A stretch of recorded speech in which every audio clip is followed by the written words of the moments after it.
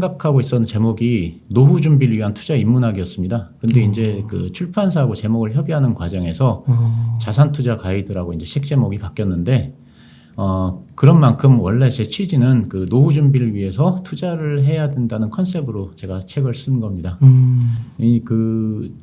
그 메리츠 자산운용 존리 대표님이 항상 얘기하는 게 그 우리나라는 OECD 국가 중에 빈곤율이 1등이다 뭐 이런 얘기를 하는데요. 사실 이거는 잘못된 겁니다. 왜냐하면 그 통계는 현금하고 현금성 자산만 포함을 시킨 거고, 그래요? 예, 부동산은 포함이 안 된 겁니다. 근데 우리나라 사람들은 노인분들은 이제 부동산을 많이 갖고 있으니까 사실상은 빈곤율이 1위는 아닙니다. 왜냐하면 부동산까지 포함하면. 근데 이제 어쨌든 간에 그 유럽이나 호주 이런 나라에 비해서 이 준비가 덜 된 건 사실입니다. 그래서 이제 특히 나이가 많아지면 이제 병원비가 많이 들어간다고 그러지 않습니까? 그렇기 때문에 이제 그 투자를 해야 되는데, 투자에 성공하기 위해서는 제 생각에는 이제 자산의 속성을 제대로 이해하고 알아야 투자에 성공을 한다고 생각을 하거든요. 예를 들면 미적분 같은 경우에 계산을 할 때, 저희 학교 다닐 때 그 미분이라고 하는 거는 무한히 많이 쪼개고 적분이라고 하는 그걸 더한다. 사실 이런 개념을 아는 게 이제 그 공식 하나 아는 것보다는 훨씬 더 중요하다고 저는 생각을 했거든요. 그래서 제가 이 책에서 말하려고 하는 거는 그런 공식보다는 개념을, 어떤 자산의 개념에 대해서 좀 설명을 해주려고 많이 노력을 했습니다. 그래서 투자 인문학이라는 그 제목을 붙인 겁니다. 원래는 투자의 인문학이라고. 노후 준비를 위한 투자 인문학. 이게 원래 책 제목이었습니다. 그 인문학이라고 하면은 약간 뭔가 그 본질 그런 거에 조금 이렇게 단어가 생각이 나는데요. 그래서 주식 투자의 본질에 대해서도 좀 써주셨잖아요. 그 본질은 좀 뭐라고 생각하세요? 그러니까 주식 투자의 본질은 사실 저는 이제 그 배당이라고 생각을 합니다. 제가 웅달님께 하나 여쭤보겠는데요. 주식이 오르고 내리는 이유가 뭐라고 생각하시나요? 그러니까 그게 옛날에는 좀 아는 것 같았는데 지금은 이제 모르겠어요. 그러니까 이제 사람마다 다 해석이 다른데 예를 들면 뭐 2차 전지 소재주다 막 이런 게 이제 많이 올랐지 않습니까? 그러면 이제 아무래도 회사가 돈을 벌 것이라는 기대감 때문에 오른 거지 않습니까? 그러면 이 회사가 돈을 벌었다 치고 그러면 주주한테 무슨 혜택이 있나요? 그게 회사가 사실 주주한테 해주는 혜택은 제가 보기에는 아무것도 없습니다. 배당밖에 없습니다. 예를 들면 뭐 회사가 돈을 많이 벌었다고 주주한테 무슨 선물을 주는 것도 아니고 취직을 시켜주는 것도 아니고 배당 말고는 아무것도 생각을 하거든요. 없다고 생각을 하거든요. 그래서 주식이 오르는 이유도 배당, 내리는 이유도 배당인데, 그 어떤 주식에 있어서 호재가 나오면 이제 그 호재를 바탕으로 돈을 많이 벌 것이다. 그러면 돈을 많이 벌어서 많은 배당을 해줄 것이라는 기대감 때문에 주식이 오른다고 생각하고, 악재가 나오면 야 이거 돈을 벌어야 되는데 이 악재 때문에 이게 돈을 못 벌겠다. 그러면 나중에 배당을 못 해주겠다. 사실 이런 그런 원리 때문에 주식이 떨어진다고 저는 그렇게 생각을 하고 있습니다. 삼성화재의 예를 한번 책에서 들었는데요. 1990년대 초반에 삼성화재가 액면가가 500원 기준으로 해서 4,000원이었거든요. 주식 가격이. 근데 요즘 배당을 10,000원을 합니다. 그러니까 만약에 그 당시에 1,000만 원어치 삼성화재 주식을 샀으면 지금 2,500만 원씩을 매년 받는 거거든요. 그러니까 이제 이자로 치면은 매년 250%의 그 이자를 받는 셈이지 않습니까? 이런 주식은 빨리 성장을 해야 되니까 그 성장하는 주식이 아니면 사실은 이렇게 성장을 해서 배당을 많이 하기 힘들거든요. 그래서 사람들이 성장주에 열광을 한다고 생각합니다. 빨리 성장을 해서 돈을 많이 벌어서 배당을 많이 해달라는 사실 그런 의미라고 생각을 합니다. 그래서 제가 이거 한번 표를 보시면요. 이 가정을 한번 해보겠습니다. 이게 1992년 1월 코스피가 640이었고 삼성화재 주가가 2,765원이었거든요. 근데 이제 2021년 말에는 코스피가 2,874.5였고 삼성화재가 18만 6천 원이었습니다. 코스피가 4.5배 뛰는 동안에 삼성화재는 67배가 뛰었거든요. 이제 코스피가 4.5배를 뛰었으니까 이 동안에 삼성화재가 4.5배만 뛰는 일이 가능했을까? 코스피만큼 똑같이 뛰는 게 가능했을까? 그건 불가능하다고 생각하거든요. 왜냐하면 삼성화재가 만약에 4.5배 상승을 했다고 하면 코스피하고 똑같이, 그러면 주가가 12,240원이 되거든요. 매년 10,000원을 배당하지 않습니까? 그럼 매년 배당률이 82%가 되거든요. 그러면 매년 1,000만 원을 투자하면 820만 원을 받는데, 그렇게 되면 모든 사람들이 집이라도 팔아서 이 주식을 다 살 겁니다. 그렇죠? 네. 그러면 이 주식은 당연히 올라가게 돼 있죠. 그러니까 절대로 코스피만큼만 삼성화재가 상승하는 일은 없었을 거고 결국은 그 기본에 배당이 있다. 10,000원을 주는 배당이 있다. 저는 그렇게 생각을 합니다. 그런 이유로 배당이 주식 투자의 본질이라고 저는 생각을 하고요.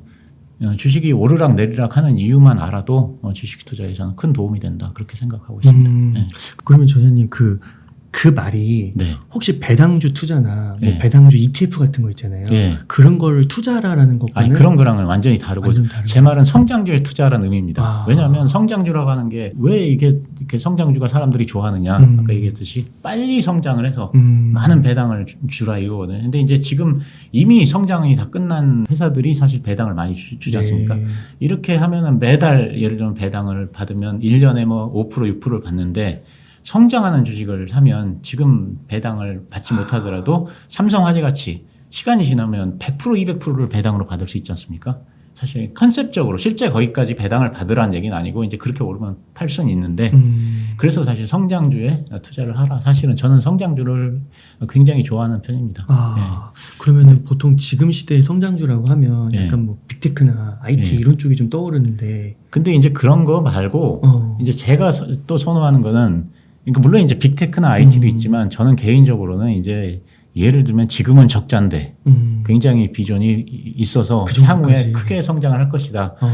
최소한 10배, 20배는 성장할 것이다. 사실 그런 회사들을 찾는 일을 많이 하고 있습니다. 예. 그러니까 빅테크나 이런 것도 이미 많이 컸다는 이미 너무 컸죠. 사실 저는 그렇게 생각을 하고요. 그렇구나. 근데 이제 배당 관련해서도 제가 또 넷플릭스에 대해서 잠깐 하나 말씀을 드리면 그 대규모 장치 산업 같은 경우에 그 지금은 그 배당을 안 해줍니다. 왜냐하면 그 많이 투자를 해야 되니까. 근데 장치 산업 같은 경우에 투자를 많이 했다가 이제 그게 장치 산업이 다 이렇게 그 회수가 되고 나면 많은 돈을 벌어들이니까는 여기도 많은 배당을 할 것이다. 사실 이런 기대를 갖고 있는데 예를 들면 LG 엔솔이라든가 뭐 이런 것들이 지금은 굉장히 투자가 많이 되지만 그래서 사람들이 배당해달라는 얘기는 사실 별로 안 합니다. 그러니까 대신에 성장을 빨리 해서 회사가 많이 커라. 그러면 많이 크고 나면 그 다음에 이제 많은 배당을 해줄 것이다. 사실 이런 기대를 갖고 있는 거지 않습니까? 옛날에 SK텔레콤도 그렇게 컸고 그 다음에 뭐 S-오일 같은 것도 투자를 했다가 그 다음에 이제 투자하다가 끝나니까 지금 배당을 해주는데 올해 같은 경우에 막 8%씩 배당을 하고 이렇게 되지 않습니까? 근데 이제 넷플릭스 같은 경우가 사실은 약간 전 사정이 다르다고 생각하는 게 예를 들면 LG 엔솔 같은 경우는 일단은 투자를 하면 그게 이제 더 이상 크다란 투자가 안 들어가지 않습니까? 거기서 이제 회수를 하는 건데 이 넷플릭스 같은 경우는 계속 회사가 커가면 커갈수록 이렇게 컨텐츠를 계속 만들어야 되지 않습니까? 예를 들면 공장은 10년 전에 만들어도 보수를 해서 계속 쓰면 되는데 컨텐츠 같은 경우에는 10년 전에 만든 거는 이제 못 쓰지 않습니까? 물론 이제 라이브러리로는 이제 보관을 하지만 그러면 넷플릭스 같은 경우는 이제 계속 회사가 커나가면 투자는 계속 더 늘어나고 투자금은 계속 늘어납니다. 사실 이런 경우에는 제가 보기에는 회사가 아무리 커나가도 배당의 여력은 없어지거든요. 사람들이 이런 회사들은 배당을 하기가 어렵다는 사실을 파악하는 순간에 주가는 더 이상 크게 오를 수 없지 않나 그런 생각을 합니다. 또 영화 많이 만드셨으니까요. 네. 드라마 대본도 쓰시고 현재요. 그러니까 이 컨텐츠에 대한 이해가 밝으시니까 넷플릭스에 대한 그런 통찰을 하실 수 있으신 것 같기도 하고요. 예, 넷플릭스 같은 경우에는 제가 이렇게 자료를 찾아보니까 너무나 많은 투자금들이 계속 들어가야 됩니다. 그러니까 이게 다 투자를 하고 나면 언제 사람들한테 주주들한테 그 돈을 나눠주겠어요. 그렇구나. 예, 아무리 성장도 좋지만 그러니까 이런 성장하고 제가 말한 성장은 조금 다르다는 걸 말씀드립니다. 예. 그럼 삼성화재가 1992년으로 돌아갔으면 지금은 배당주나 같이 주겠지만 그 당시는 성장주가 큰 성장주가 되는 거죠. 예. 그 당시에 가장 그 외국인이 선호했던 성장주는 SK텔레콤입니다. 예. 그래서 존 리 대표님이 이제 자꾸 얘기하시는 게 그 당시에 투자를 했다는 것 같은데 제가 기억하기로는 그 당시에 5,000원 기준으로 액면가 5,000원 기준으로 4만 원이었거든요. 근데 이제 그 주식이 400만 원까지 가는 걸 제가 봤어요. 그러니까 이제 100배가 성장을 한 거죠. 그렇구나. 예, 그러니까 이제 성장주라고 하는 게 사실은 그런 게 성장주의 매력이라고 생각합니다. 그렇군요. 네.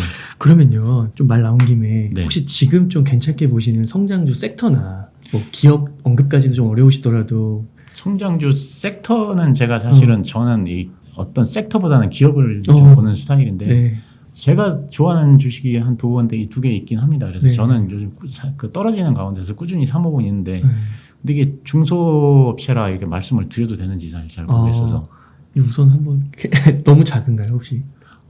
제가 사실은 이제 가장 좋아하는 성장주는 첫 번째가 아니고 두 번째로 만드는 어떤 제품을 만드는 건데 왜냐하면 첫 번째가 시장을 개척을 다 해놓고 두 번째로 만드는 건데 두 번째 만드는 회사의 제품이 첫 번째 거보다 더 싸고 저렴한 경우 사실 이거를 제가 제일 좋아하거든요.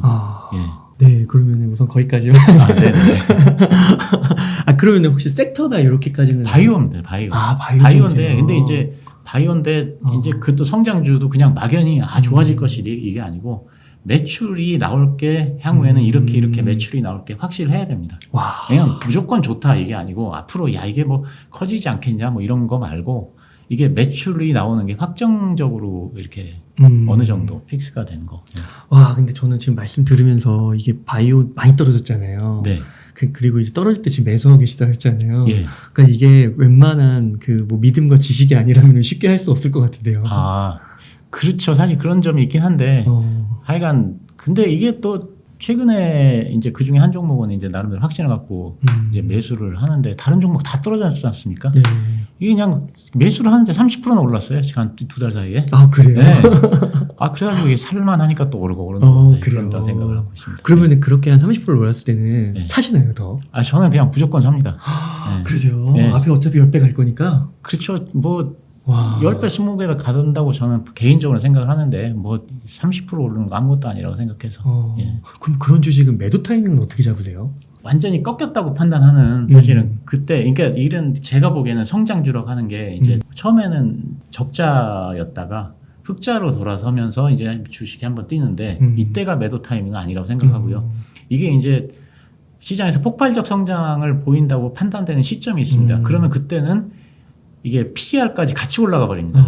배수가. 그러니까는 회사가 그 이익이 많이 나서 올라가는 PER에다가 그 다음에 배수를 많이 줘버리니까는 그 PER이 같이 배수가 올라가죠. 그러니까 두 개가 합쳐져가지고 10배, 20배가 저는 그때가 팔 때라고 생각을 합니다. 예. 그 중에 되게 흥미롭습니다. 지금까지 만나오셨던 분들하고 너무 다른 메시지를 주셔가지고요. 그러세요? 네. 네. 보통은 이제 뭐 빅테크 같은 거 네. 주로 얘기하고 애플 이런 거 얘기하고. 네. 근데 이제 그 공부를 많이 사실은 해야 되고요. 그래야 이제 본인이 찾아야 되고 이게 그 예를 들면 뭐 어떤 주식 방송이나 이런 데서 추천해주는 종목 갖고는 사실은 자기가 확신이 떨어지면 그 절대 이렇게 그냥 갖고 있을 수는 없는. 예. 그러면은 그 조장님께서 또 10년 동안 보유하지 않을 주식은 다 10분도 보유하지 마라 이렇게 얘기하셨잖아요. 네네네. 이거는 이제 제가 한 말이 아니고 워렌 버핏 이제 할아버지께서 하신 말인데 이 말은 무슨 뜻이라고 생각하시나요 혹시? 장기 투자를 하라는 말로 생각을 하시는 거죠. 보통은 그렇게 해석을 많이 하는 것 같아요. 저는 이게 장기 투자를 하라는 말이 아니고 성장주에 투자하라는 말로 그렇게 이해를 하고 있습니다. 어떻게 되는 거죠? 이게 왜 그러냐면 워렌 버핏이 가장 많이 보유하고 있는 주식이 이제 애플이지 않습니까? 이렇게 보시면 지금 애플의 그 10년간 주가가 변합니다. 그러면 언제 팔아야 가장 좋은 주식인가요? 이 주식은 최근에 팔아야 가장 좋은 주식이지 않습니까? 그렇습니다. 지금 이제 하도 이렇게 조정을 받으니까 살짝 떨어졌는데 이거 조정받고 또 올라갈 가능성이 큽니다. 제가 보기에는 회사가 좋으니까. 그러면 이 주식은 10년 동안 봤을 때 뭐 부침이 있을 때 파는 게 아니고 최근에 파는 게 제일 좋은 거거든요. 그 얘기는 뭐냐면 이게 10년 동안 계속 성장을 한다는 얘기지 않습니까? 그러니까는 이제 이 말은 10년 동안 팔지 않을 주식이라고 하면 10년 후에 가장 가격이 높아야 되는 주식이지 않습니까? 그러니까 계속 성장해서 10년 후에가 가장 주가가 높을 주식을 사라. 사실 그런 의미라고 생각을 합니다. 그러니까 10년 후를 내다보고. 그렇죠. 근데 이제 그 말은 쉬운데 10년 후에 주가가 오를지 안 오를지 사실은 잘 모르지 않습니까? 그래서 이거는 이제 공부도 좀 해야 되고 저는 상당한 인사이트가 있어야 된다고 생각을 하는데 인사이트를 갖기 위해서는 책도 많이 보고 해야 된다고 생각하거든요. 이 뭐 그냥 이렇게 무슨 방송 보고 이런 게 아니고 책을 많이 봐야 된다고 생각합니다. 예를 들면 요즘 그 유튜브나 이런 데 주식 방송 같은 데 보면은 그런 얘기들 많이 합니다. 향후에 전기차가 대세고 전기차는 배터리가 들어가니까 그 2차 전지를 만드는 1등 업체를 사면 된다. 그러니까 다시 말하면 이제 LG 엔솔 같은 거겠죠. 그러니까 LG 엔솔 같은 주식을 사서 10년간 묻어놓으면 좋다. 뭐 이런 생각을 그냥 단순하게 하거든요. 근데 그게 그렇게 만만하지 않은 것 같습니다. 주식 투자가 그런 게. 왜냐하면 요게 지금 반도체 회사의 그 매출액 순인데 1980년대부터입니다. 예를 들면 1990년대에 반도체가 성장성이 좋다는 것은 누구나 다 알고 있었습니다. 그래서 반도체가 성장성이 좋다고 해서 1등 주식을 샀다고 생각을 해보겠습니다. 그럼 지금 표에서 보시면 NEC 일본 회사죠. NEC가 그 당시 반도체 1등 기업이었거든요. 그러면 NEC를 사갖고 10년 동안 그냥 묻어놓으면 되느냐? 이거가 잘된 투자냐? 이제 저는 꼭 그렇게 생각은 안 하거든요. 그 반도체가 대세가 돼서 반도체 주식들이 전체적으로 많이 오른 건 사실입니다. 근데 NEC는 지금 별 볼 일이 없지 않습니까? NEC는 그 후로는 별로 존재감이 없어요.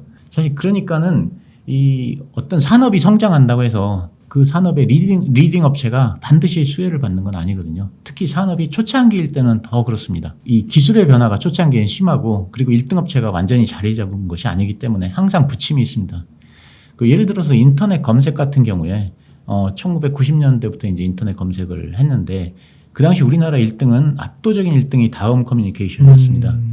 그리고 미국에서는 압도적 1등이 야후였고요. 근데 지금은 뭐 둘 다 검색에 있어서 거의 존재감도 없지 않습니까? 그럼 그때 인터넷이 커간다는 건 누구나 다 알았는데 그러면 야 인터넷 검색 업체 1등이 다음이고 야후다. 그래서 그 다음하고 야후를 샀다. 이게 꼭 좋은 선택이었느냐? 저는 그렇게 생각은 안 하거든요. 네, 그러니까는 어떤 그 10년 후에 성장할 기업을 찾는다고 할 때 사실은 그 어떤 기업을 찾아놓고서도 계속 팔로우를 하고 공부를 하고 사실 그렇게 해야 된다고 생각을 합니다. 그러니까 앞으로의 10년 동안 성장할 기업을 찾아야 되는 거네요. 그렇죠. 네. 저는 나름대로 이제 이것저것 생각을 하니까 그 모빌리티 산업에 대해서 이제 책에서 제가 10년 후에 어떻게 될 것인가에 대해서 제가 한번 생각을 해본 게 있는데 그거에 대해서 이게 책에서 써놨었거든요. 모빌리티 분야에 누가 승자가 될 것인가. 통상적으로는 이제 전기차가 대세가 될 거다. 그래서 전기차를 아주 잘 만드는 회사가 자동차 산업을 지배할 것이다. 사실 이렇게 생각을 하는데 저도 이게 그렇게 간단한 문제는 아니라고 생각을 합니다. 자율주행에 대해서 이제 그 손정희 소프트뱅크 회장님이 이제 작년에 얘기를 한 건데 2년 내에 운전대가 없는 자율주행차의 대량 생산이 시작된다. 택시를 부르는 대신 스마트폰으로 자율주행차를 부를 수 있고 자율주행차는 당신이 차를 소유하는 곳보다 싼 값에 목적지에 데려다 줄 것이다. 자동차 보험에 가입할 필요도 없고 차고도 필요 없으며 쇼핑하러 갈 때나 사무실에 갈 때 주차장을 확인할 필요도 없다. 이렇게 말씀하셨는데요. 이게 지금 무슨 얘기냐 하면 제가 파악하기로는 예를 들면 자동차가 지금 한 집안에 세 대가 있다고 치면요. 아빠, 엄마, 아들 이렇게 쓴다. 그럼 통상적으로는 아빠가 회사 출근할 때 자동차를 타고 가서 회사에서 자동차를 주차장에 세워놓고 일을 하고 퇴근할 때 이제 타고 옵니다. 그 엄마는 뭐 이게 집에서 시장 볼 때 뭐 또 동창회 나갈 때 그 차를 사용하고 아들은 이제 그 데이트를 간다든가 이럴 때 사용을 합니다. 그래서 한 집안에 자동차가 3개가 필요합니다.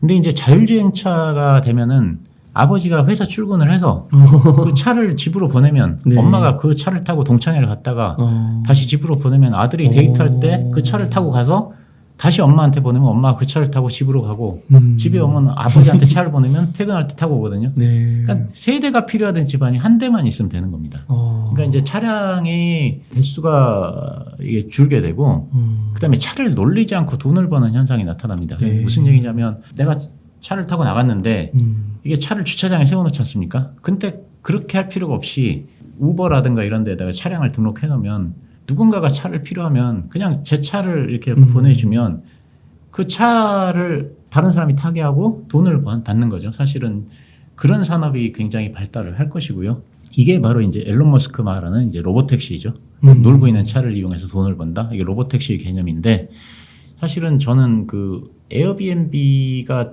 집을 이렇게 빌려주는 거하고 비슷한 개념이라고 생각하거든요. 그래서 이렇게 해서 차를 많이 굴릴 거다. 그렇기 때문에 차량이 획기적으로 줄어들 것이다.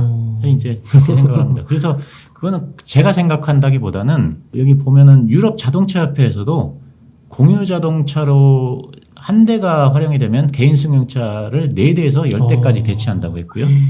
그다음에 컨설팅 업체 프로스트 앤 셀리번이 조사해 봐면 자동차 공유에 이용되는 자동차 한 대로 15명의 승용차 소유가 대체된다. 이렇게 얘기를 했습니다. 결국은 이게 무슨 얘기냐면 자동차 제조사한테는 좋은 얘기는 아니죠. 그러네요. 네. 그러니까 이게 차량을 기존에는 이제 좀 덜 쓰던 거를 더 쓰니까 차량의 수명이 짧아질 수는 있지만 전체적으로 사람이 차량을 판매한 대수는 굉장히 많이 줄어들 거란 얘기입니다. 네, 그리고 이 모빌리티 산업을 좀 더 예측을 해보면 그 제가 서울의 강남에 사는데 뭐 2박 3일로 부산 해운대를 간다. 그래서 2박 3일 해운대 뭐 조선 비치 호텔에서 숙박을 하고 올라온다. 그러면 이제 앞으로는 이게 어떤 식으로 되냐 하면 뭐 우버나 구글이나 네이버 같은 플랫폼을 통해서 이제 예약을 하면요. 이제 그 플랫폼에서 이제 여러 가지 옵션을 보여줍니다. 뭐 버스를 타고 갈 건지 뭐 기차를 타고 갈 건지. 근데 이제 제가 그 수서역에 가서 SRT를 타고서 간다 이렇게 하면 제가 네이버를 통해서 예약을 한다 그러면 네이버가 자율주행차를 저희 집으로 보내주면 저는 그 차를 타고 수서역으로 가서 이미 네이버가 그 예매를 해놓은 SRT를 타고 부산을 가면 부산역에 딱 내리면 자율주행차가 이미 나와 있습니다. 부산역에. 그럼 그 차를 타고 조선 비치 호텔로 가서 거기서 2박을 하고 똑같은 코스로 돌아오거든요. 그러면 이 전체 돈 들어가는 게 100만 원이다. 그러면 저는 네이버에만 그냥 100만 원을 내면 네이버가 알아서 그 자율주행차 업체에다가 돈 주고 그 다음에 또 뭐 이렇게 그 호텔에다 돈 주고 SRT 업체에 돈 주고 혹시 가운데 뭐 식당도 미리 가운데 예약을 해놓으면 뭐 식당 업체까지 다 주고 사실은 이렇게 시스템이 될 거라고 이렇게 모빌리티 전문가들이 예측을 합니다. 그래서 이게 들어보셨을 거예요. 아마 MaaS, 모빌리티 애즈 서비스. 사실은 이게 이제 그런 서비스인데 여기서 사실 굉장히 중요한 게 뭐냐면 그러면 이게 자동차 모빌리티의 주도권은 플랫폼으로 넘어갑니다. 사실은 그래서 플랫폼이 앞으로 모빌리티의 주도권을 갖게 될 것이다. 이렇게 얘기를 하는 거거든요. 그래서 이거를 뭐 네이버를 통해서 제가 자동차를 예약하는 입장에서는 제가 무슨 뭐 나는 뭐 토요타는 싫으니까 현대만 보내달라 이런 거는 안 하거든요. 그냥 중형차 아니면 뭐 세단 아니면 무슨 뭐 밴 뭐 SUV 이런 걸 보내달라 그러지 도요타의 SUV는 빼고 보내달라 뭐 이런 식으로는 안 하거든요. 그러니까는 차량 선택권은 사실상의 이게 플랫폼들이 갖게 됩니다. 그래서 만약에 뭐 현대차하고 네이버하고 제휴를 했다. 그러면 현대차가 뭐 예를 들면 네이버가 현대차에서 차량 10만 대를 사들여가지고 자기가 그냥 배차를 하는 거거든요. 그러면 차량에 무슨 이렇게 옵션이 조금 더 좋다, 나쁘다 사실 이런 게 중요한 게 아니고 플랫폼과 제휴를 하느냐 안 하느냐가 사실은 핵심이 되는 거예요. 그래서 지금 보면은 그 차량 업체들이 그 자동차 제조업체들이 이런 그 플랫폼들하고 제휴를 하기 위해서 사실은 굉장히 많이 노력들을 하고 있죠. 네. 그러니까 이게 앞으로 10년간의 성장주를 바라보려면 지금 말씀하시는 그런 미래 시나리오나 상상력도 필요한 거고. 그렇죠. 근데 이제 그게 뭐 제 머리에서 나오는 건 아니고 책을 많이 보면은 이제 그런 것들에 대한 생각이 정리가 되거든요. 네, 사실은 그래서 저는 그 모빌리티의 향후의 그 이 지배자는 우버나 또 구글이나 사실 이런 플랫폼 업체들이 될 거라고 그렇게 생각을 합니다. 네. 근데 이제 물론 테슬라 같은 경우는 압도적인 회사이기 때문에 당연히 이제 여전히 좋은 위치를 차지할 거고 그리고 이제 또 하나 굉장히 주목해서 봐야 되는 업체가 저기 애플이라고 생각합니다. 저는 그래서 자동차 제조에 있어서는 테슬라와 애플이 사실 향후에는 압도적인 그 위치를 차지할 걸로 생각하는데 그 애플의 부사장인데 제가 스티븐슨가 이름이 정확히 기억은 안 나는데 그 자동차는 결국은 그 모바일 기기라고 했거든요. 결국은 전자제품이라는 얘기죠. 저는 이제 그런 식으로 갈 걸로 이렇게 판단하고 있고 자동차에서 가장 중요한 거는 이제 오퍼레이팅 시스템 OS인데 OS 하면은 사실은 애플이 세계에서 가장 잘 만들지 않습니까? 사실은 그래서 앞으로 애플이 자동차에 진출하면 사실 굉장히 큰 파괴력을 가질 것이다 이렇게 생각을 하고 자동차 제조사들은 사실 좀 어려운 위치를 앞으로 어려운 시기를 좀 맞지 않을까 저는 생각을 합니다. 더구나 자동차 제조 관련해서 하나만 더 말씀드리면 사람들은 자동차 판매를 하면은 그게 이제 전부 다 지금 그 수익으로 생각을 하는데 실제로 자동차는 이 신차 판매를 해서는 40% 수익밖에 못 받는다고 합니다. 나머지 60%는 할부 금융, 그다음에 이제 그 서비스, 그러니까 서비스 센터에서 부품 파는 거, 그다음에 중고차 판매 이게 이제 60%를 차지한다고 하는데 전기차가 되면은 정밀 기계 제품이 아니지 않습니까? 사실 이제 가장 중요한 거는 이제 배터리고 나머지 부품은 이게 기존 그 내연기관차에 비해서 3분의 1밖에 안 들어간다 그러더라고요. 그럼 자동차가 고장 날 일이 별로 없습니다. 보면 우리 자동차 고장 나서 수리소 가면 그 부품가 엄청 비싸잖아요. 이제 그런 것들에 대한 매출이 없어지는 거고요.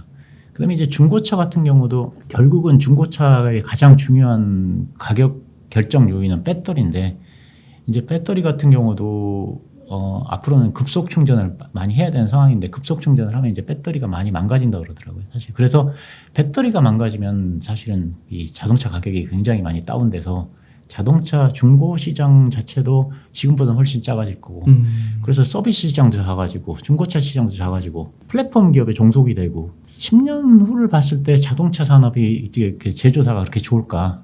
사실 저는 그런 생각은 가지고 있습니다. 아, 네, 그렇군요. 그러면은 앞서서 성장주에 빅테크가 들어갈 수 있냐 했을 때 애플과 테슬라는 좀 예외적으로라도 볼 수 있을까요?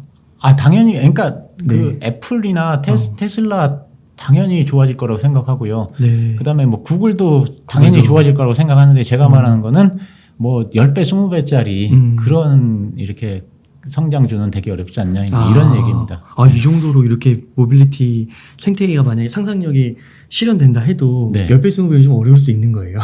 글쎄 10배, 20배까지는 제가 잘 모르겠고요. 하여간 몇십 배씩 상승을 하려면 사실 지금은 존재감이 별로 없지만 앞으로 크게 성장할 수 있는 거 사실 그런 것 중에 그런 거 한 10개 골라서 뭐 한 5개 실패하고 5개만 성공해도 굉장히 큰 수익이 나니까. 아, 그 한 가지 좀 궁금해진 게 그러면 이렇게 올해요. 한 1월부터 6월까지 좀 계속 좀 이렇게 빠지고 있잖아요. 이 동안 혹시 저자님께서는 좀 어떻게 대응을 하셨어요? 제가 지금까지 주식을 총 233번을 팔았더라고요. 물론 이제 뭐 몇만 원 산 것도 있습니다. 보초 세워놓는다고. 근데 어쨌든 간에 그걸 다 합쳐서 손해를 보고 손절을 한 경우는 딱 3번이더라고요. 그러니까 230번은 제가 이익을 받고 3번만 손해를 보고 매도를 했는데 그 3번 중에 2번은 1% 이하로 손해를 봤기 때문에 그래서 사실은 손해를 보고 판 적이 없어요. 그러니까 무슨 얘기냐면 나름대로 믿음이 있습니다. 경험이 있으니까. 이거 물타기 좀 잘하고 버티면 또 이익이 나는 상황에서 팔 수 있다고 하는 제가 믿음이 있기 때문에 사실 뭐 그렇게 마음이 편한 상황은 아니지만 또 그렇게 불편하지도 않습니다. 그러니까 이런 거는 좀 어려운 건가요? 이렇게 하락을 할 때 지금 빨리 팔아서 더 떨어지는 걸 대비한다 이런 거는 이론으로는 가능하지만 사실 힘든 건가요? 스윙 같은 거 말씀하시죠. 뭐 그렇게 하는 사람도 많이 있고요. 사실은 이제 그것도 하나의 방법은 될 수 있는 게 뭐냐면 물량을 늘리는 거는 가능하죠. 그러니까 예를 들면 지금 10주가 있는데 지금 팔아서 더 떨어져서 11주를 산다. 이렇게 물량을 늘리는 의미에서 하는 거는 의미는 있다고 생각하는데 저는 그걸 팔아서 밑에서 사겠다. 그거 자체가 그렇게 쉽진 않다고 생각합니다. 일단은 팔고 나면 절대 못 삽니다. 떨어지면. 또 책에 또 흥미로운 부분 이게 자산 투자 가이드인데 디지털 자산이 들어가 있더라고요. 그리고 또 아까 말씀해 주신 게 원래 책은 노후 준비에 조금 포커싱이 좀 맞춰져 있었던 거잖아요. 근데 여기에 디지털 자산이 들어간다고 하니까 이게 조금 색달랐는데 포함해야 되는 건가요? 저는 이제 그렇게 생각하고 이게 디지털 자산을 여기다 쓴 게 저는 그 디지털 자산의 미래가 밝다고 생각을 하거든요. 그래서 사실은 그 딴 거는 모르겠지만 그 비트코인 같은 거는 굉장히 안전한 자산이라고 제가 개인적으로 생각을 합니다. 근데 이제 이거는 제 생각이니까 사실은 여기다 예를 들면 비트코인을 사라 뭐 이런 얘기를 쓰진 않았습니다. 그러니까 그 속성에 대해서 썼거든요. 그래서 읽어보시고 속성을 파악을 하고 이게 본인이 이거는 괜찮은 자산이다라고 생각을 하면 투자를 하는 거고 이거는 아닌 것 같다. 그러면 사실 투자를 하지 않는다. 이제 그렇게 생각을 하거든요. 근데 제가 이게 그 디지털 자산에 대해서 조금 생각을 하면 대부분의 사람들이 보면은 그 거부감을 갖고 있는 사람들이 많은데 보면 공부를 안 한 사람은 그냥 막연한 생각입니다. 그래서 이게 경제 전문가들이란 분도 이제 뭐 이 라디오나 텔레비 아니면 뭐 유튜브에 나와서 비난을 많이 하거든요. 그리고 비난의 근거를 막 대는데 저는 이 디지털 자산 공부를 좀 해본 사람으로서 그 얘기를 들어보면 대부분 터무니없는 얘기예요. 그러니까는 이분들이 제가 보기에는 공부를 제대로 하지 않고서 비난을 하는 거거든요. 사실은 이건 제가 바람직하지 않다고 생각합니다. 공부를 일단은 하고 본인이 아니다 싶으면 안 하면 되는 건데 공부를 제대로 하지 않은 상태에서 비난하는 건 별로 바람직하지 않다. 어쨌든 간에 공부를 했는데 야 이거 나는 뭐 비트코인은 뭐 언젠가 없어질 것 같다. 그러면 당연히 투자를 안 해야죠. 근데 지금 막 올라가니까 야 이거 없어질 것 같은데 잠깐 단타로 먹고 나가야 되겠다. 사실은 이런 식의 투자는 바람직하지 않고요. 왜냐하면 그게 뭐 언제 떨어질지도 모르는데 만약에 이런 사람들이 물리면 사실은 제가 보기에는 그 견디지를 못하고 떨어지면 이러다 없어지는 거 아니야 또 이런 생각을 해서 결국은 바닥에서 손절하고 나오게 돼 있습니다. 그러니까는 공부를 해보고 이거 아니다 싶으면은 아예 쳐다보지 않고 그다음에 이제 이게 괜찮은 것 같다 하면은 이제 사실은 투자를 하는 거 사실 저는 그걸 추천을 하고요. 저는 개인적으로는 이제 이 디지털 자산, 특히 이제 비트코인 같은 경우는 향후에 성장성이 굉장히 크다고 생각을 합니다. 그 이유가 뭐냐면 이게 제가 보기엔 비트코인은 이제 달러와 연결이 되었다. 이제 사실 그렇게 생각을 하기 때문이거든요.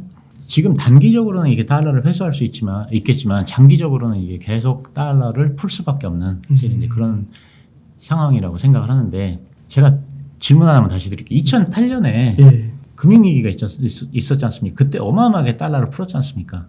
그때는 그 인플레이션이 오지 않았잖아요. 그렇죠. 그때 이게 왜 인플레이션이 오지 않았다고 생각을 하시나요? 그래도 그때는 네. 어느 정도까지 그러니까 이렇게 물이 차 넘칠 때까지는 안 풀어서 근데 이번에는 차가 넘치게 풀어서 뭐 그럴 수도 있겠네요. 근데 네. 이제 사람들이 이제 제시하는 이유가 여러 가지가 있는데 그 중에 하나가 이제 아마존 효과라고 들어보셨을 겁니다. 근데 이제 아마존에서 이제 물건을 대량으로 발주를 해서 싸게 만들어서 이게 싸게 파니까 이제 그 오프라인 그 업체들 그 가게들이 물건값을 올릴 수 없다. 그래서 이제 이게 물건값이 낮고 그래서 인플레이션이 발생하지 않는다. 이제 이런 얘기를 하는데 이게 이유라고 생각은 안 하거든요. 저는 이제 사실 다른 이유가 있다고 생각을 하는데 결론부터 말씀드리면 이 돈이 새로 풀린 돈들이 그 주식, 부동산, 채권으로 흡수가 되어버렸기 때문이라고 생각을 하거든요. 그래서 저울이 있으면 양팔 저울이 있으면 여기 100달러가 있고 여기 50달러짜리 와인 2병이 있으면 서로 이렇게 균형이 맞지 않습니까?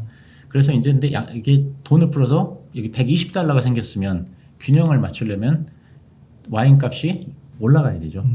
그렇게 해서 이제 인플레이션이 생기는데 그런 저울 말고 이제는 조금 더 큰 저울을 생각해 보면 200달러가 있습니다. 근데 와인 50달러짜리 와인 2개가 여기 있고 그다음에 삼성전자 주식 50달러 하나에 하는 삼성전자 주식이 2주가 있습니다. 그러면 균형이 맞지 않습니까? 근데 여기가 300달러로 돈이 풀렸는데 삼성전자 주식이 한 주에 100달러로 올라버렸어요. 그러면 여기는 삼성전자 주식이 2주니까 200달러, 와인은 가격이 안 올라도 그대로 100% 해서 균형이 맞지 않습니까?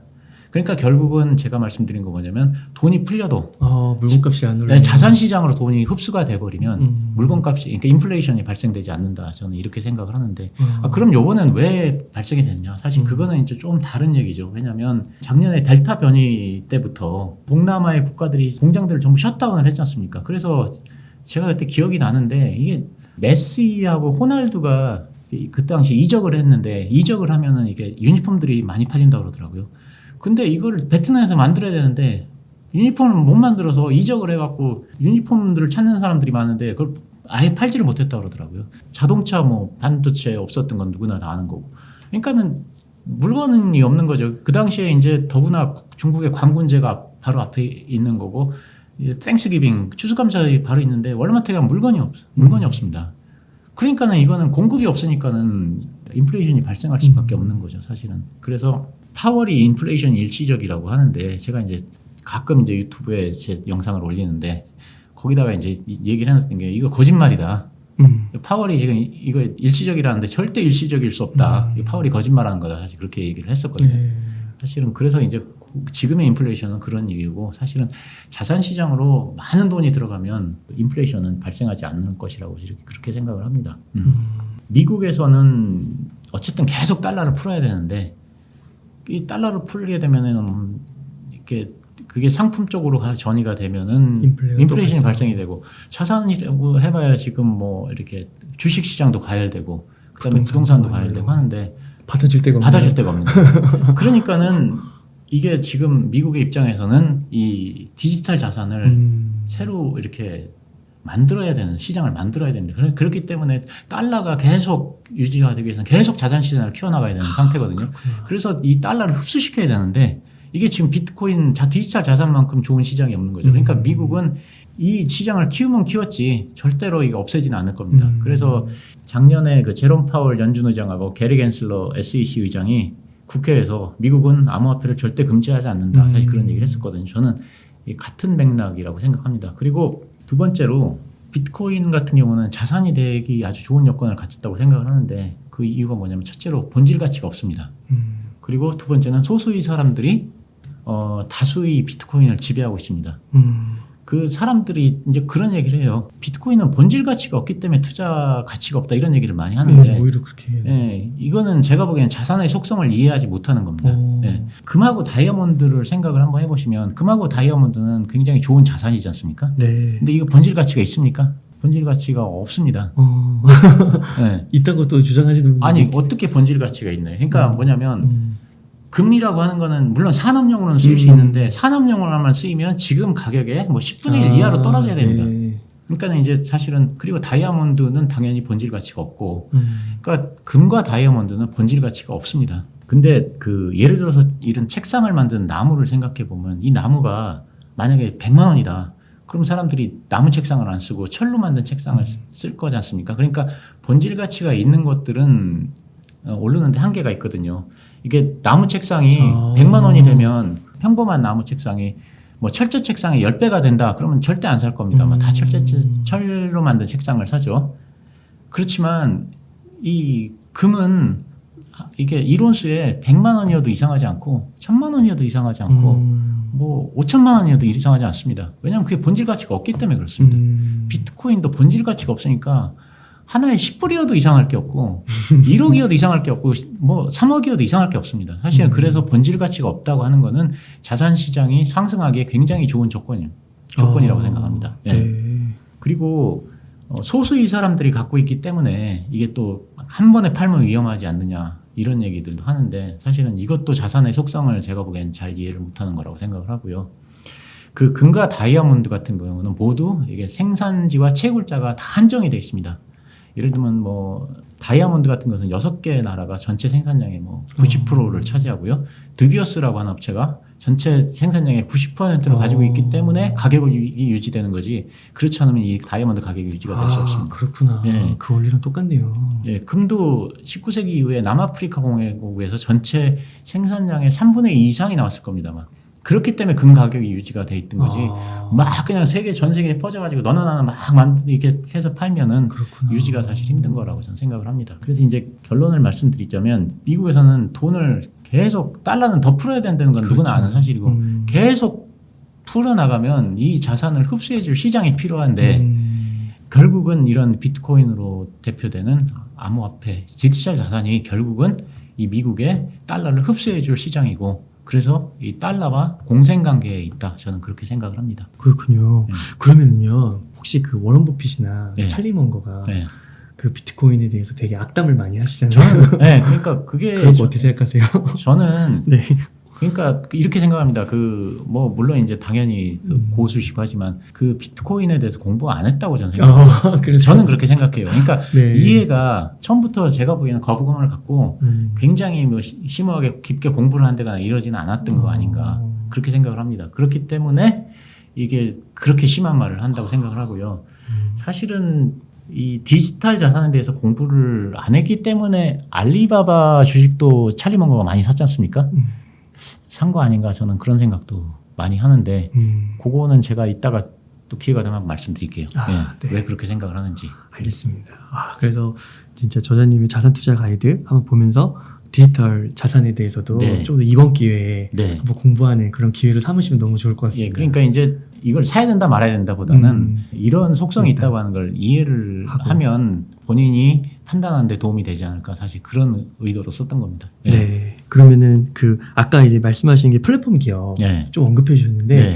이 부분에 대해서 조금 더 한번 설명을 좀 부탁드려도 될까요? 제가 이게 그 디지털 자산 관련해서 제 책에다가 플랫폼 기업이 우리 미래라고 이렇게 썼는데요. 그거에 대해서 잠깐 말씀을 드리면요. 영국의 그 존 글렌 재무부 장관이 암호화폐 시장을 폭넓게 규제하기보다는 그러니까 비트코인 이런 걸 규제하지 않고 스테이블 코인 규제에 초점을 맞출 거라고 이렇게 얘기를 했거든요. 그러면서 일부 기업들이 규모와 기존 온라인 서비스 접속 능력을 기반으로 신속하게 시장을 지배하고 경쟁자들을 몰아낼 잠재적 가능성이 있다고 말해서 스테이블 코인을 경계했는데요. 예, 이게 무슨 말씀인지 제가 말씀을 드리겠습니다. 이 말의 뜻을 이해하면 암호화폐하고 달러의 관계를 이해하는 데 도움이 될 겁니다. 또 똑같은 얘기인데 이 경제 전문가분들이 이렇게 방송이나 유튜브 나와서 이런 얘기를 많이 합니다. 미국은 그 달러 패권에 도전하는 세력을 절대 용서하지 않는다. 근데 달러에 도전하는 비트코인을 절대 가만둘 줄 리가 없다. 그래서 비트코인의 미래는 어둡다. 이런 얘기들을 하는 걸 많이 봤는데 만약에 누가 이 말을 한다 그러면 나는 암호화폐에 대해서 아무것도 모른다. 이렇게 자백하셔 얘기하는 거하고 똑같은 겁니다. 네. 네. 결론을 말씀드리자면 그 반대입니다. 미국이 달러의 패권을 유지하기 위해서는 이 암호화폐가 반드시 필요합니다. 제가 그거를 말씀을 드리려고 하는데요. 달러가 그 패권을 유지하기 위해서는 지속적으로 저변을 확대해 나가야 됩니다. 근데 지금 달러를 쓸만한 사람들은 이미 다 쓰고 있습니다. 무슨 얘기냐면 은행을 이용하는 사람들은 전부 달러를 다 전 세계적으로 어쨌든 간에 사용하고 있다고 봐야 되는데요. 근데 이제 이게 은행 서비스를 이용하는 사람들의 한정에서 그렇습니다. 우리나라 사람들은 전부 다 은행 서비스를 뭐 편하게 이용하니까 은행을 이용 못한다는 거에 대해서 이해를 못하는 사람들이 많은데 전 세계적으로 17억 명의 사람이 아직 은행을 이용을 못합니다. 은행에 접근을 못합니다. 그래서 이 사람들은 주로 핸드폰을 이용해서 결제를 하고 핸드폰을 이용해서 송금을 하고 그렇거든요.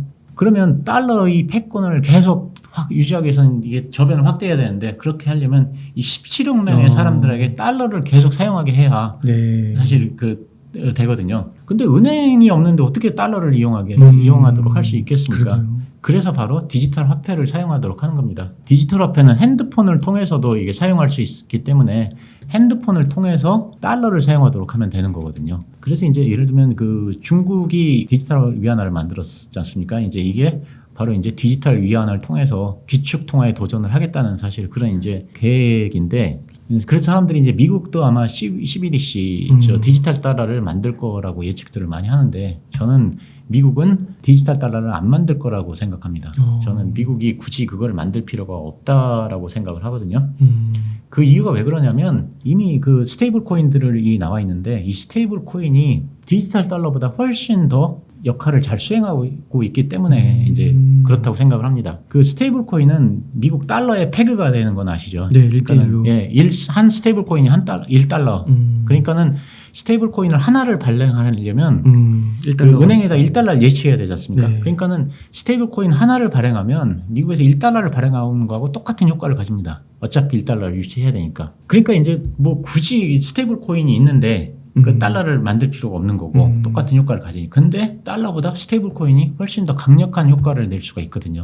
그렇기 때문에 굳이 디지털 달러를 만들 필요 없이 스테이블 코인을 법안을 만들어서 이걸 잘 규제하고 해서 스테이블 코인을 사용하면 된다고 생각을 하거든요. 미국 뉴욕시에서 이런 얘기를 했습니다. 스테이블 코인 준비금을 미 국채로 보관을 하고 있도록 하겠다 이런 얘기를 했거든요. 그러면 또 미국 입장에서는 국채를 어차피 팔아야 되는데 스테이블 코인을 만드는 회사가 국채를 그만큼 사들이면 사실은 미국 입장에서는 더 좋은 거고요. 사실 그런데 미국 통화감독청 OCC에서 스테이블 코인을 은행이 발행하는 걸 허용하고 은행이 스테이블 코인의 노드에 참여하는 걸 허용한다. 사실 이렇게 돼 있습니다. 우리나라 핸드폰 결제 업체 중에 다날이라고 있지 않습니까? 네. 이 다날이 페이콘이라고 하는 암호화폐 만든 거 아시죠? 그래가지고 네. 이게 이제 CU라든가 미니스탑이라든가 이런 편의점에도 사용할 수 있고 이제 달콤 커피에서도 사용할 수 있고 온라인에서는 무슨 뭐 KFC라든가 뭐 BBQ라든가 이런 데서도 도미노 피자 다 사용할 수 있는데요. 다날 같은 경우는 이제 규모가 작은 중소기업이니까 이제 사회에 미치는 파급력이 적은데 만약에 이런 것들을 이제 글로벌 빅테크 기업이 이런 시스템을 도입하면 어떻게 될까? 사실 이런 걸 한번 생각해 볼 필요가 있습니다. 이건 이제 그냥 예인데 메타 플랫폼스나 구글과 같은 업체들은 이런 플랫폼은 전 세계에서 다 사용합니다. 그죠? 네. 메타는 이제 페이스북이라든가 인스타그램, 왓츠앱 같은 게 있고 이제 알파벳은 구글과 뭐 유튜브 이런 게 있죠. 근데 이게 하나의 예인데 인도나 아프리카에는 은행은 없어도 사람들이 다 이런 플랫폼들은 사용합니다. 근데 만약에 메타나 이 구글 같은 데서 이런 산하 플랫폼들한테 이런 스테이블 코인을 도입해서 결제 시스템을 도입한다고 생각을 해보십시오. 그러면 은행 서비스를 이용할 수 없는 아까 17억 명의 사람들이 이런 플랫폼들은 다 사용하고 있기 때문에 이런 플랫폼을 통해서 결제를 하게 되면 이거는 사실은 스테이블 코인은 달러와 연동되기 때문에 이런 사람들은 달러를 사용한 것과 똑같은 효과를 가집니다. 사실 그러니까는 달러 입장에서는 굳이 은행이 지금 없는데도 달러를 사용하지 못하는데 이렇게 스테이블 코인을 통해서 이 빅테크 기업들을 통해서 이게 유통을 시키면 17억 명의 사람들이 달러를 더 사용하게 되니까 달러의 저변은 더 확대되고 사실은 달러는 훨씬 더 강해지는 거죠. 사실 그렇게 되면 달러의 힘도 더 강해지고. 그러니까 이게 미국의 입장에서는 뭐 이거를 안 할 이유가 없는 거죠. 굳이 이거를 금지시킬 필요가 없는 거죠. 그래서 달러 패권에 스테이블 코인은 오히려 도움이 된다고 생각하고요. 아까 이거 말씀드렸던 건데, 그러면 영국은 왜 이 스테이블 코인의 규제를 하느냐? 제 생각은 이렇습니다. 이 페이스북이나 인스타그램, 왓츠앱 이런 그 글로벌 플랫폼들은 전부 다 미국의 기업이거든요. 근데 얘네들이 이 스테이블 코인을 도입을 딱 했습니다. 결제로. 그러면 영국 사람들이 이걸로 햄버거 사 먹고 쇼핑하고 이커머스로 물건 사고 그러면 영국 사람들이 달러를 사용하게 됩니다. 파운드가 약해지네. 자기네 돈을 사용하지 않고 달러를 사용하니까 영국의 입장에서는 파운드가 약해지고 달러가 강해지니까 이거는 바람직하지 않는 거지 않습니까? 그래서 영국에서는 비트코인 이런 거는 괜찮은데 스테이블 코인은 규제를 하겠다. 사실 이렇게 나오는 거거든요. 아, 그런 거예요? 네. 그러니까는 이게 미국의 입장에서는 암호화폐를 오히려 적극적으로 이제 육성을 해서 달러를 강하게 만들어야지. 이거를 뭐 달러의 패권에 도전하네 뭐하네 해가지고 이거를 뭐 못하게 한다는 거는 제가 보기에는 아닌 것 같거든요. 그리고 이제 제가 플랫폼 기업이 우리 미래라고 이 책에 써놨는데 21세기의 화폐 전쟁은 이 플랫폼을 통해서 이루어집니다. 그 네이버 같은 경우 예를 들어보면 네이버 제 패턴은 2억 명이 사용을 하지 않습니까? 그리고 웹툰 같은 경우는 이제 전 세계 110개국에서 1등이라고 합니다. 그리고 이제 그 일본 같은 데서는 라인 같은 게 이제 1등이고 대만도 1등이고 동남아에서도 상당히 많이 사용하고 있고 그런데 그러면 이런 플랫폼에 원화 베이스의 그 암호화폐를 가지고 네이버가 결제를 하도록 한다고 하면 제페토를 사용하는 사람들은 이걸 사용해서 결제를 하면 이 사람들은 원화를 사용하는 게 되고요. 그 다음에 아프리카에서 뭐 네이버 웹툰 보려고 하는 사람이 결제를 하면 원화를 사용하는 게 되는 거거든요. 그러면 원화의 저변이 확대가 되고 사실은 기반이 탄탄해지게 되는 거죠. 그렇게 예를 들면 또 하이브, 뭐 위버스 같은 경우에 원화 기반의 스테이블 코인을 사용해서 BTS 공연을 갖다가 그 티켓을 팔면 전 세계 BTS 팬들은 원화를 사용하는 셈이 되는 거고요. 그렇게 되면 원화는 탄탄해지고 저변이 넓어지게 되는 거죠. 네.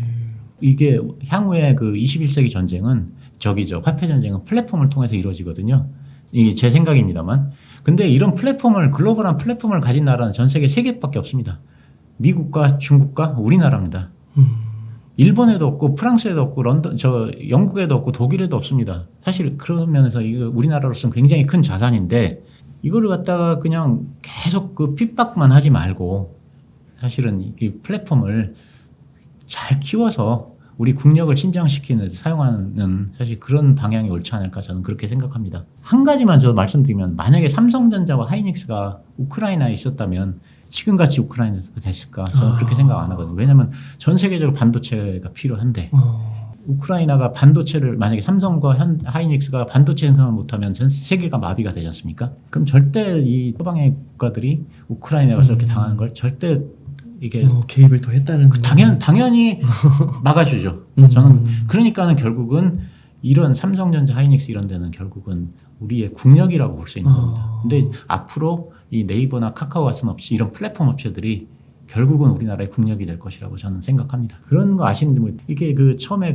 백신이 처음 나왔을 때 백신이 모자람에도 불구하고 미국에서 대만에 백신을 처음 보내준 걸로 알고 있습니다. 왜 그러냐면 TSMC 때문에 그렇습니다. 생산이 중단되면 안 되니까. 그렇구나. 그게 또 그런 기업과 산업과 이런 게 다 미래의 먹거리가 다 연결되어 있는 거예요. 그렇죠. 그래서 이제 그 기업은 결국은 국력입니다. 예. 특히 삼성전자, 하이닉스 뭐 이런 기업들은 사실은 그냥 하나의 기업으로 봐서는 안 되고 우리나라에 지금 몇십만 그 군인하고 똑같은 역할을 한다고도 볼 수 있는 거죠. 예를 들면 중국이 뭐 대만을 침공하는 어쩌나 하는데 절대 가만히 있지 않는 게 TSMC 때문에 그렇습니다. 네. 아까 말씀하신 게 네이버나 카카오가요. 네. 예를 들어 은행 시스템이 되어 있지 않은 네. 어떤 뭐 제3의 국가랑 네. 거래를 하는데 네. 이거를 스테이블 코인이 없다고 하면 이 사람들이 원화로 결제를 할 수가 없는 거죠. 은행 시스템이 없으니까. 그러니까 사실은 이제 거기서 이 비트코인이라든가 이런 암호화폐 역할이 나오는 겁니다.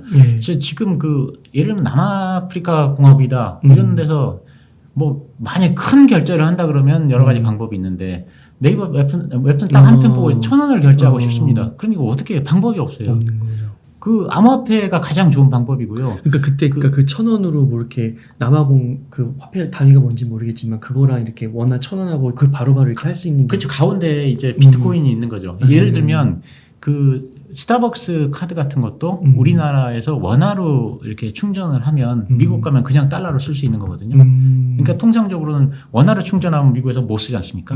그럼 원화로 충전해서 쓸 수 있는 게 가운데 암호화폐가 변환을 해주는 거거든요. 사실은 그래서 메타버스 시대의 가장 큰 혜택을 볼 수 있는 거는 가장 큰 수혜는 저는 비트코인이라고 생각을 합니다. 그 원화를 미국에서 못 쓴다는 거는 은행 시스템이 안 돼 있기 때문에. 그러니까는 예를 들면 여기서 스타벅스 카드로 10,000원을 충전했다고 하면 스타벅스에 가서 그 카드를 우리나라 원화로 충전된 10,000원짜리 카드를 내면 스타벅스에서 결제를 못 해주죠. 당연히 못 해주죠. 왜냐면 원화로 충전을 했으니까. 근데 그거를 자동으로 달러로 바꿔주는 게 가운데 암호화폐가 연결을 하는 거죠. 그 훨씬 용이해지는 그렇죠. 거죠. 네. 그러니까 이제 암호화폐를 갖고 있으면 모든 통화를 다 이렇게 연결을 해줄 수 있는데 가만히 생각해 보면 남아프리카 공화국에서 1,000원을 어떻게 우리나라 플랫폼에 결제를 하겠어요, 사실은. 그게 이제 암호화폐 아니면 어렵다는 거죠. 그래서 그 차세대 결제 시스템은 비트코인을 비롯한 디지털 화폐가 될 가능성이 크다고 생각을 합니다. 네. 그러면 그 플랫폼 기업이 네. 우리의 미래라고 했던 거는 거기 플랫폼 기업에는 뭐 삼성도 들어갈 수 있는 건가요? 삼성이요? 네. 삼성은 제가 말하는 거는 이제 글로벌화된 플랫폼 기업인데 네이버가 1순위고 네이버 카카오를 말하는 네이버 카카오를 말하시는 거예요. 네. 그렇군요. 뭐 위버스 같은 것도 되겠죠. 그러니까 그게 걔네들이 이제 플랫폼이 된다는 거는 이제 앞에서 한번 얘기해 주셨을 때는 그 모빌리티 얘기하실 때 그 애플, 테슬라, 구글 같은 플랫폼을 하나 언급해 주신 거고 네이버, 카카오 측면에서 약간의 그 암호화폐나 암호자산 이런 쪽이랑 연관해서 보신 거고 그런 거죠. 아까 이 네이버를 얘기한 거는 이제 이 모빌리티 플랫폼으로서의 가능성을 얘기한 거고 지금은 이제 암호화폐를 이제 그 결제 시스템을 도입하는 결제로 봤을 때 사실 그래서 플랫폼의 성장성은 뭐 무궁무진하다고 생각합니다. 앞으로.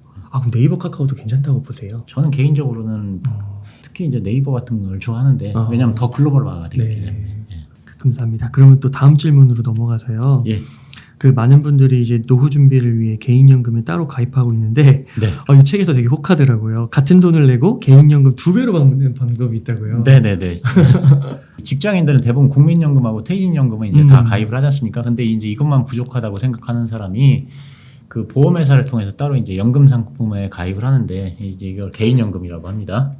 근데 이제 개인연금 그러니까 이제 뭐든지 제가 말씀드린 게 속성을 잘 이해하면은 여러 가지 이제 훨씬 본인한테 이익이 된다고 하는 게 이것도 개인연금의 그 특성을 잘 알고 이해하면 사실 그 똑같은 돈을 내고도 2배 이상의 효과를 얻을 수 있다라고 생각을 하거든요. 핵심적인 사항을 먼저 말씀을 드리면요. 매달 이제 30만 원씩을 그 개인연금에 납입을 하기로 이제 결정을 했습니다. 제가 매달 30만 원씩을 이제 불입을 합니다. 그러면 대부분의 사람들은 다 기본 그 납입 금액을 30만 원으로 계약을 할 겁니다. 그래서 계속 30만 원을 납입을 하죠. 사실은. 근데 이제 제가 책에서 말하는 건 이렇게 하지 말고 기본 납입금을 10만 원으로 하고요. 추가 납입으로 20만 원을 하면 어차피 30만 원을 같이 불입하는 게 되지 않습니까? 이게 훨씬 더 이익이라는 얘기거든요. 그러니까 이 보험회사 같은 경우가 이제 뭐 이렇게 빨리 계약을 했다가 빨리 해지하면 이제 원금도 못 찾지 않습니까? 그게 이제 과도한 사업비 때문에 그렇다는 건 다들 아시는 거고요. 근데 이제 그 기본 납입금하고 추가 납입의 그 사업비가 다릅니다, 구조가. 그래서 되게 만약에 기본 납입금이 이제 한 10%라고 하면 추가 납입은 1%밖에 안 됩니다. 그러니까는 기본 납입을 하지 않고 추가 납입을 하면 그만큼 사업비가 훨씬 줄어드는 거죠. 그래서 제가 간단히 계산을 한번 해봤는데 20세부터 20살부터 30만 원을 기본 납입을 해서 20년을 납입한 경우하고 10만 원을 기본 납입을 하고 20만 원을 추가 납입하는 경우를 해봤더니 만약에 연리 5%로 돈이 불어난다고 하면 그 60세가 되니까 1,700만 원 차이가 나더라고요. 네, 굉장히 큰 차이가 생깁니다. 그리고 이제 두 번째는 상품을 쪼개서 가입을 하라고 제가 말을 했는데 그러면 이제 만약에 누군가가 60만 원을 이제 가입을 하겠다 그러면 20만 원을 기본 납입하고 40만 원 추가 납입을 하면 될까? 이제 이런 생각을 하지 않습니까? 근데 이것도 아니라는 거죠. 이것도 반으로 쪼개야 됩니다. 그러니까는 60만 원이면 30만 원씩으로 쪼개서 10만 원을 기본 납입, 20만 원을 추가 납입을 하는 걸 두 개를 가입한다는 얘기입니다. 왜 그러냐면 이게 연금이라고 하는 게 일단 나중에 연금을 받게 되면 실제적으로 돈을 버는 활동이 중단이 돼 버립니다. 그러니까는 이제 일단 받기 시작하면 계속 그냥 그 돈은 그대로 묶여 있는 거거든요. 그러니까 이렇게 하는 것보다는 두 개로 쪼개서 일단 하나를 받고 그럼 이거는 수익 활동이 어느 정도 중단이 되지만 나머지 하나는 계속 돈을 버니까 이렇게 하는 게 더 이익이다. 이제 이런 말씀을 드리는 거고요. 그다음에 이제 셋째는 제가 부부 가입자일 경우에는 이제 부부 연금형을 선택하지 말라. 이제 이런 말씀을 드렸는데 부부 연금형이라고 하는 게 이제 부부 중에 한 명이 사망을 해도 나머지 한 명이 이제 받는 거지 않습니까? 근데 이렇게 하면은 개인 연금형에 비해서 한 20%에서 30% 정도 이렇게 연금액이 줄어듭니다. 왜냐하면 두 명을 보장해 줘야 되기 때문에. 그래서 이게 평소 건강 상태하고 나이 등을 고려해서 오래 살 것 같은 사람 앞으로 사실 해놓는 게 개인 연금으로 해놓는 게 훨씬 더 이익이다. 이제 이런 말씀을 드린 거고요. 그 다음에 원금 보장형을 선택하지 말라 그랬는데요. 연금이라고 하는 게 사실 5년이나 10년 또는 그 이상 붙고 나서 한참 있다가 이제 돈을 찾는 거기 때문에 원금은 얼마 안 되고 이제 불안한 돈이 많거든요. 사실 그래서 웬만큼만 돈을 받으면 원금은 다 찾습니다. 누구나. 근데 그걸 굳이 또 원금 보장을 해서 또 보험사의 수수료를 떼줄 필요는 없다. 이제 이런 얘기고요. 그 다음에 백세 보증과 같은 그런 장기간 보장형 상품을 선택하지 말라고 했는데 왜냐하면 백세 보장하면 또 이게 수수료가 많이 나가니까 그 백세까지 사실 살지 못하더라도 백세 보장을 하지 않고 보통 연금을 받는 것이 실제적으로 훨씬 더 돈을 많이 받습니다. 이 특별한 병이 있어서 일찍 죽는 경우가 아니라고 하면 그래서 백세 상품을 굳이 선택할 필요 없다는 얘기고 상속형을 선택하지 말라고 했고요. 왜냐하면 그 상속형은 이제 본인이 보험료를 내서 이제 일부는 본인이 받고 나머지는 상속을 하는 건데 그러다 보니까 이게 쥐꼬리만큼 돈이 나오거든요. 그러니까 사실 이런 식으로 하지 말고 상속을 하려면 차라리 따로 상속을 하고 이거는 이제 자기가 받아 쓰고 이렇게 하라는 얘기입니다. 상속형 같은 경우는 또 저 상속세도 나오기 때문에 사실 좋은 방법은 아닙니다. 그래서 이제 몇 가지 간단히 이제 몇 개만 말씀드렸는데 이런 식으로 상품 설계를 하면 보험 설계사가 추천해 주는 것보다는 그 연금을 2배 이상 받을 수 있습니다. 보험 설계사는 절대 이렇게 이렇게 그 쪼개서 하거나 이런 거를 절대 추천하지 않습니다. 왜냐하면 자기 수수료가 줄어들기 때문에 이게 이제 정리를 해놓은 건데 이런 식으로 개인연금은 이용하는 게 좋다. 그렇게 말씀을 드립니다. 다시 한번 말씀드리지만 이제 그 상품의 속성을 이해해야 된다. 이제 그런 말씀을 드리는 거고요. 너무 좋은 것 같습니다. 그러면은 그 노후 준비를 이제 그 연령별로 그게 다 방법이 좀 다를까요? 일단 20대하고 30대한테 말씀드리고 싶은 거는 무조건 빨리 해라. 하루라도 빨리 해야 된다. 그래야 복리의 마법을 이제 제대로 이해할 수 있다. 이용할 수 있다. 이런 거고요. 워런 버핏이 어렸을 때 복리의 마법을 이해하고서 굉장히 좋아했다고 본인이 밝혔습니다. 야, 이게 나는 이 복리의 마법을 이용하면 부자가 될 수 있겠구나. 이런 그 생각에.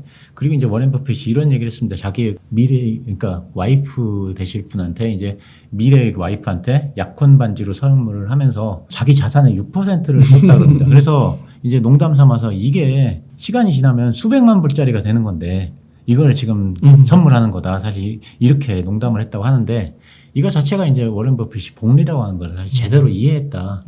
사실은 이제 그런 증거가 되는 거고요.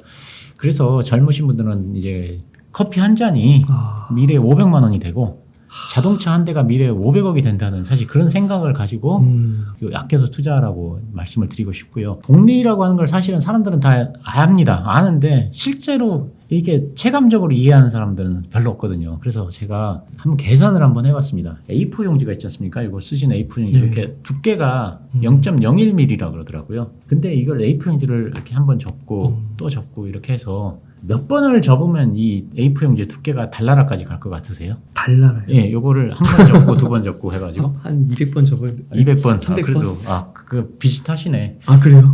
45번에서 46번만 접으면.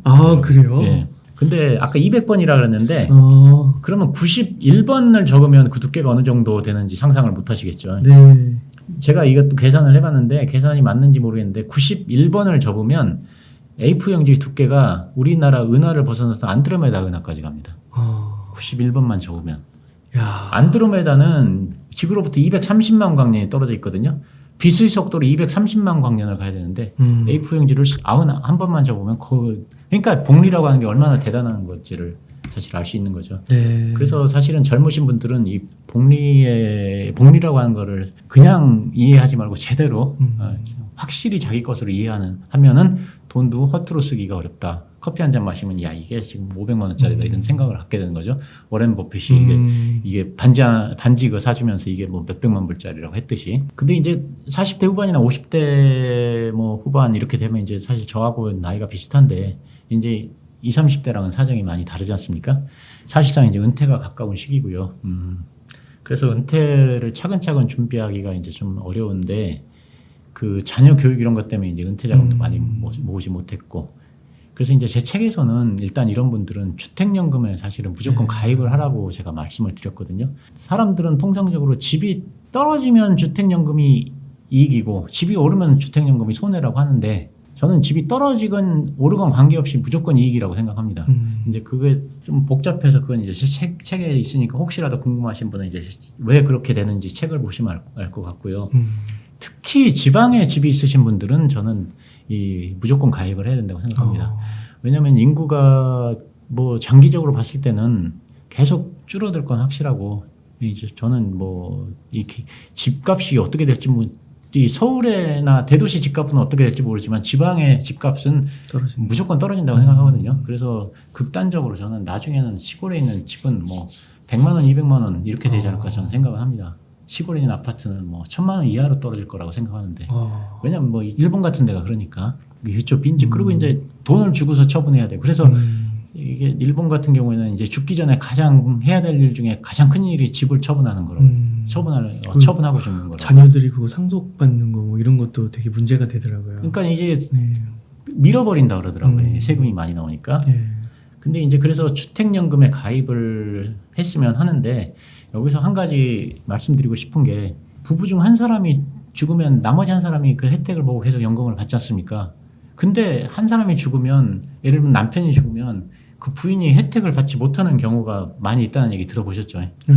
저기 때문에 그 자녀들이 동의를 안 해주는 거예요. 그러니까는 집이 예를 들면 남편 명의라든가 남편과 공동으로 명의가 돼 있으면 그 남편이 죽으면 남편의 재산은 와이프하고 자녀한테 상속이 되는데 자녀들이 동의를 안 해주는 겁니다. 왜냐하면 이건 내 돈인데 내가 써야 되는데 왜 엄마가 이걸 다 쓰냐. 그렇구나. 네, 아니 그게 굉장히 많다 그럽니다. 아주 드문 케이스가 아니고 굉장히 많다 그럽니다. 그래서 엄마가 이런 혜택을 보지 못해서 굉장히 곤란한 그런 상태에 빠지는 경우가 많다고 하니까 반드시 이거는 자녀하고 해결을 미리 해놔야 된다. 저는 그런 생각이고요. 주택연금을 받을 때는. 그러면은 그 주택연금 다 받다가요.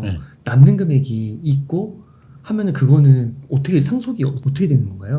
부인은 1.5배, 자녀들은 1배, 1배, 1배 이렇게 되지 않습니까? 그러니까 예를 들면 자녀가 셋이다 그러면 부모가 4.5가 되는 거죠. 4.5분의 와이프는 1.5, 자녀들은 4.5분의 1 이렇게 나눠받는 거죠. 그리고 이제 제가 4%의 법칙을 소개해드리겠는데 이건 윌리엄 벤젠이라는 재무설계사가 이제 그 내놓은 법칙인데 법칙은 첫 해에 노후 자산의 4%를 사용하고 그 이후에는 이제 인플레를 감안해서 4%를 사용하면 30년을 노후 자산을 쓸 수 있다 그럽니다. 노후 자산이 3억이면 4%인 1,200만 원을 인플레이션 감안해서 매년 인출해서 찾았으면 30년을 버틸 수 있다. 사실 이런 거고요. 그리고 이제 단기로 사용할 돈, 중기로 사용할 돈, 장기로 사용할 돈을 사실 세 개로 나눠서 3등분을 해서 쓰기를 권해드리고요. 왜냐하면 주식 투자 전략가인 제레미 시걸이라는 사람의 분석에 의하면 주식을 10년을 보유하면 국채보다도 변동성이 더 낮아지고 17년을 갖고 있으면 주식에서 손해볼 확률은 사실상 제로라고 합니다. 그러니까는 이게 장기로 3분의 1은 넣을 돈은 이제 이런 주식에 묻어두고 이제 중기로 사용할 것 같은 경우는 이제 이렇게 떨어질 가능성이 별로 없는 배당주라든가 이런 거. 그 단기는 이제 M&F나 CNA 이런 데 넣어두고 사용하는 게 좋지 않나. 저는 그렇게 생각합니다. 네. 뭐 이것도 제가 해본 건 아니고 이제 네. 이론상 그렇다는 얘기입니다. 네. 예, 조장님 제가 이렇게 질문을 드리다 보니까요. 시간이 벌써 1시간 30분 이렇게 후딱 가게 됐는데, 조금만 더 있었으면 이게 자산 투자 가이드 더 듣고 싶긴 한데, 네. 오늘은 한 이 정도에서 네. 정리하기로 하고, 오늘 말씀해주신 내용은 굉장히 이 책의 작은 부분이었고, 네네. 여러 부분들이 있으니까 시청자분들께서 꼭 책의 내용 다 읽으셔가지고 확인해 보시면 좋을 것 같고, 다음에 또 시간이 되면은 한 번 더 모실 수 있으면 너무 좋겠습니다. 네, 감사합니다. 끝으로 좀 한 말씀 해주신다면. 네네. 예. 요즘 자산 시장이 하락을 하면서 굉장히 어려운 시기를 겪고 있습니다. 예. 주식도 많이 떨어지고, 사실은 이렇게 디지털 자산도 더 떨어지고, 사실 그런데, 제가 경험해 본 바로는 이 자산이 괜찮다고 생각하면은, 잘 버티면은 이게 또 좋은 시절이 오거든요. 사실 그래서 용기를 갖고, 특히 작년하고 재작년에 이렇게 새로 들어오신 분들은 이 하락장을 별로 경험하시지 않으셨는데, 하여간 용기를 갖고 이게 잘 버티시면은 좋은 시절이 올 거라고 생각합니다. 감사합니다. 예, 감사합니다.